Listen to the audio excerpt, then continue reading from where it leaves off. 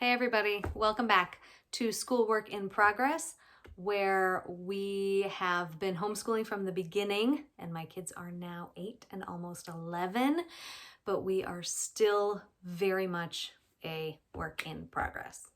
Every day. We are secular homeschoolers, and I'm here to talk about 6th grade. My oldest kid is going into 6th grade. It's starting to feel real, like real. That's scary. So I'm going to show off our huge stack of goodies. This is, I talked about in the 3rd grade video, but if you did not see it, first of all, you should. Second of all, we do many subjects: art, music, history, science, as a group. And then I just I'll add more for him if I need to, or I teach to him and my youngest, gets out of it what she gets out of it. I expect different levels of understanding from both and different kinds of work as a result. But today are all of the individual skill-based practice things. We are using a lot of workbooks for that stuff, but my kids don't hate it. They like to know this is what I have to do, and we save a lot of our fun for adventures or those group subjects where we can kind of dig in and do the fun things together, read great books together, etc., etc.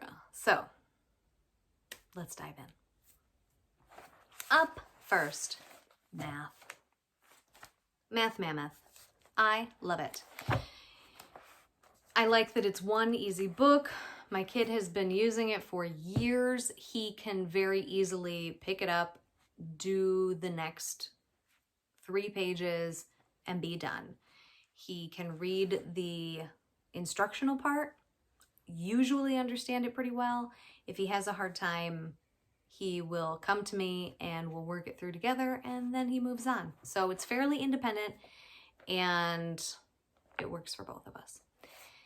You may have noticed this says 4A, and he's going into 6th grade. I mentioned before, I have heard that Math Mammoth is a grade above what it says. So if this says 4, it would be what is typically taught in a 5th grade classroom. Is that true? I don't know. This is a mastery-based program where you work on one thing until you really get it, and that works for us. And I feel like he is getting a very solid foundation. I had kind of dropped him back a couple of years ago. We had moved from another program. We tried a bunch of different things. I can't remember which it was we were moving from. I know we did Singapore at some point. We did Schiller when he was little. But either way, I had dropped back a little bit because I wanted to make sure we had our bases covered and he was very confident. That's a huge deal for us around here. So I'm not terribly worried about the level he's working at. He started this one. I don't know how far through it he is. Oh, he has quite a bit done. Excellent. So I believe we will finish all of 4 and even start into 5 this year. So again, I'm just not terribly worried. We stay where they are. And as long as he is building a great base of mathematical concepts and understanding, that's what's important to me, as opposed to rushing him through, having it be uncomfortable and stressful just to say that he's on grade level. But that's that. For writing this year, just like my youngest, we are doing essentials in writing. I feel like this one could use a bit of an explanation. Again, this one is level 4, and it is grade 4. Sometimes things are level 4, but that's what you study in 7th grade. But this is actually grade 4. So we started, he's not a fan of writing. It's not his favorite subject. He doesn't love to be creative in that way. So my choice was to focus more on big picture writing skills, vocabulary, identifying what is a good sentence and what is not through conversations and experiencing it in the books that we were reading, things like that. And we also did Michael Clay Thompson Grammar Island last year. So he knows all of the types of words and parts of a sentence. To me, all of those things were more important. Now he can take that knowledge and just do the writing part. So I wanted something that gives him a bit of structure as opposed to something like Brave Writer, which I love the idea of if it works for your kiddo, but it's much more free-flowing and encouraging their creative voice. He hates that so hard. Whereas this gives a little bit more structure to a writing assignment.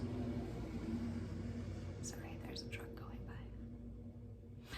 This gives a little more structure to the writing process and the writing assignment itself, and helping them brainstorm, giving them a topic to write about. And I think that will be very helpful for him. I know some kids get discouraged when they know they are in a particular grade and the number here is much lower. Because we haven't done formal how to construct a paragraph, how to construct an essay instruction yet, I wanted to back it down so it wasn't intimidating. I asked him if that was cool with him, and he was totally fine. So just like my third graders, this is structured the same way. The first half is grammar. The second half is writing assignments. We are doing the same thing for him that I am doing with her, which is bouncing back and forth. The grammar is a little bit of review and reinforcement. And then the writing assignments, which is actually what I'm worried about. On the Essentials in Writing website, they have an alternative schedule planned out. An 18-week schedule, I believe it is. So you can do a condensed version, cutting out some of the grammar, which is easy for us to do because, like I said, it's kind of review for him, and cutting out some of the assignments.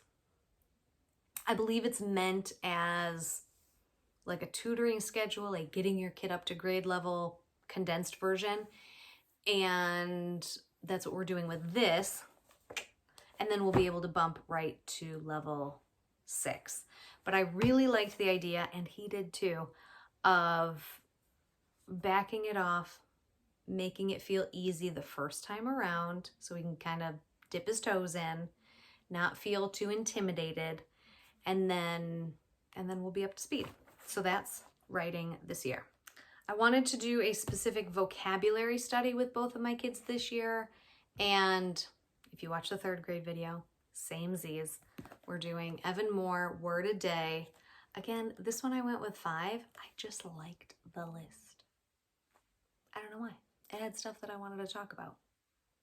I'm not worried about it. But I do have to figure out the specifics of how we're going to use it. I like the basic layout and the activities that they have in here. I think this will be a winner. I mentioned that we have done a more big picture grammar types of words, parts of a sentence with Michael Clay Thompson, which we are continuing this year. But because we weren't doing specific writing instruction, sorry, I'm itchy, we haven't done the detailed punctuation stuff yet because there wasn't really a need to. I like the idea, And this does not work with every kid. Even for my daughter, it's different because she loves writing. So for her to just write and then work with her writing to work on punctuation was perfect. My son, shut it down. He doesn't like it. So because we started with more big picture stuff, now we're going to work on more specific writing instruction. It's time for some editing. This is the Evan Moore Daily Paragraph Editing. It has paragraphs here with mistakes. I believe it gives you an idea of what kinds of things you're looking for. It doesn't give you a specific number, but it tells you kind of what things to look for, but the answers are right here. Am I going to copy this? Am I going to pull it out? Am I going to have him just cover this? I don't know yet. I'll let you know when I do. Critical thinking, so important. Again, I talked about in the other video about how these are skills that we use on the daily, whether it's them sharing a fact with me that they've seen in a YouTube video. And we talk about how just because someone says it doesn't make it true. Let's look for reliable sources. And was it Neil deGrasse Tyson on YouTube telling you this? Or Bill Nye the Science Guy? Or was it, I love Bill Nye. I just went back to my middle school instead of actually naming someone like Mark Rober that he's actually watching. But either way, you get what I'm saying. Is it someone that is a very reliable source? Can we go look it up somewhere? All of these things are important in the world in which we live. Those teachable moments that pop up are wonderful, and I will still be taking advantage of them. But I wanted something that was more specific and scheduled to make sure that we're constantly reinforcing those skills. So enter the Critical Thinking Company. I decided on the basics of critical thinking. I've only done a quick flip through of it. It's, a little more colorful and engaging looking. And I don't know anything about it other than my initial flip through, and it looked promising. So we can take a closer look in another video if you'd like, and I'll update you as to how it's going. We are a science-loving household, and I have a science-loving kiddo. He's very logical. He's a lover of facts. He enjoys studying science. So we are doing a couple of full science curricula, but I wanted to encourage his fact sharing interest. And I got another Evan Moore. This is the skill sharpeners. I talked about these before. I love them. I love them. So this is the skill sharpeners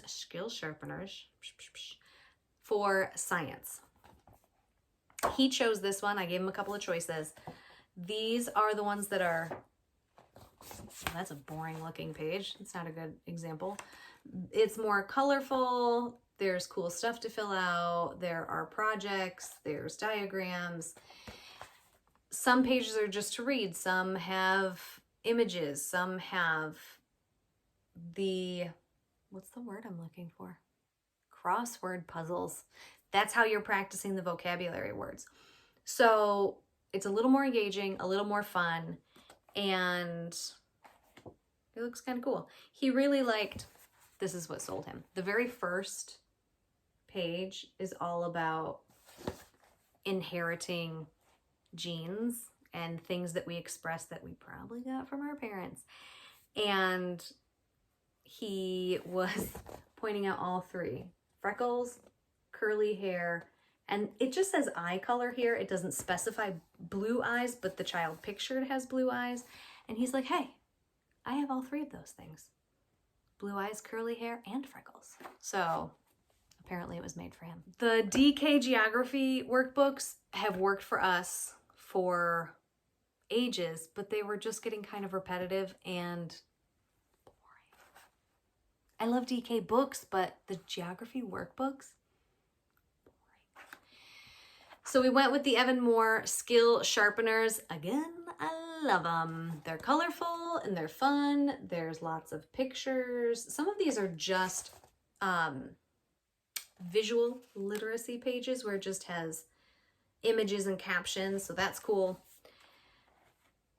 And not even necessarily an activity to go with it, so it's not intimidating. This also isn't just read this map, answer the question.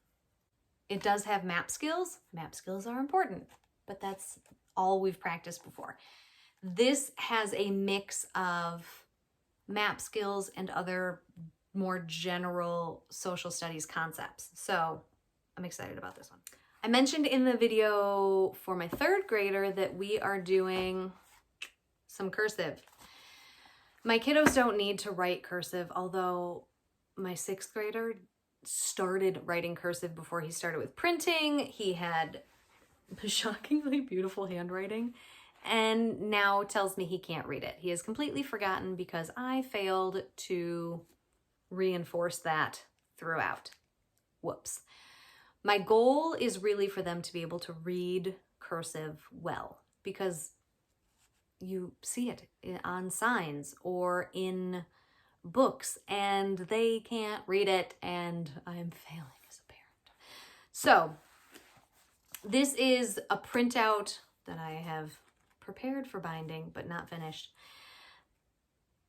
The Evan Moore Daily Handwriting Practice Contemporary Cursive. They have 4 handwriting practice books. They have 2 manuscript and 2 cursive, both a traditional and contemporary version.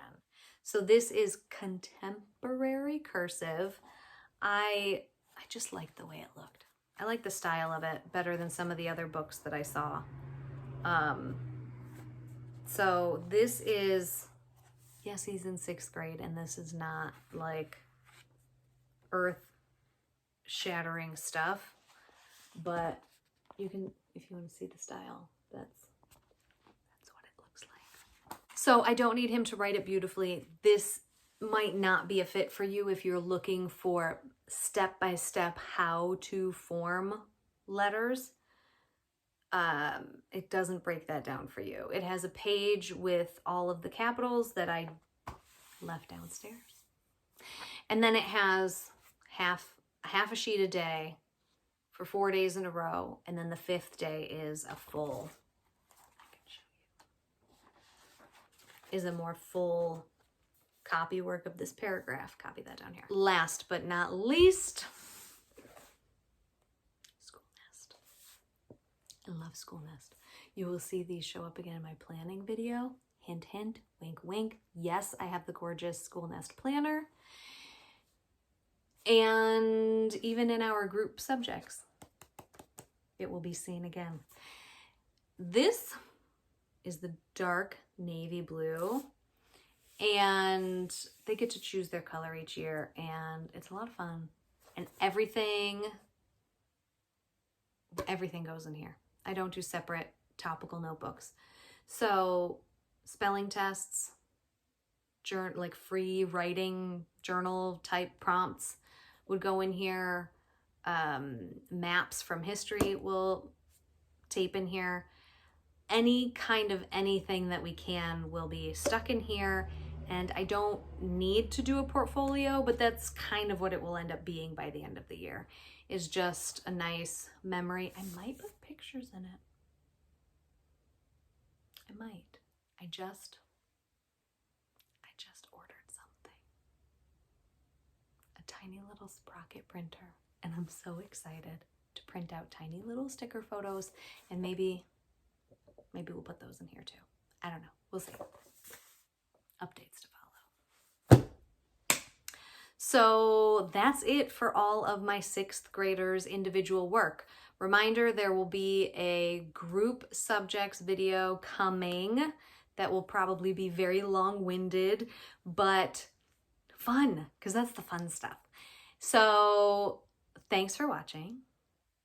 Feel free to subscribe and like this video, because external validation makes me feel like a better person. And I'll see you in the next one. Bye, guys.